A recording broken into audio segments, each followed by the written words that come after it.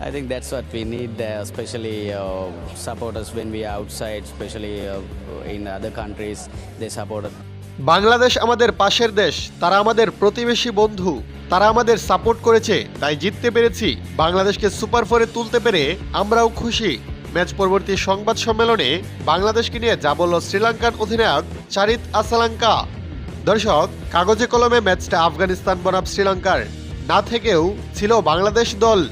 এক ম্যাচেই ঝুলেছিল 3 দলের সুপার ফোরের টিকিট। তবে রোমাঞ্চকর লড়াইয়ে শেষমেশ আফগানিস্তানকে 6 উইকেটে হারিয়ে সুপার ফোরে চলে গেছে শ্রীলঙ্কা। লঙ্কানদের জয়ের সুবাদে সুপার ফোর নিশ্চিত হয়েছে বাংলাদেশেরও। অন্যদিকে হেরে ছিটকে গেছে আফগানিস্তান দল। এদিন রশিদ খানকে প্রায় অজ্ঞানপ্রায় দেখা গিয়েছিল।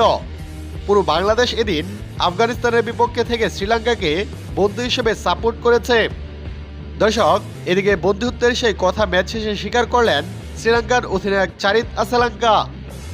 ম্যাচ পরবর্তী সংবাদ সম্মেলনে শ্রীলঙ্কার অধিনায়ক বলেন, খুবই ভালো লাগছে, 3 ম্যাচ জিতে সুপার ফোরে কোয়ালিফাই করেছি।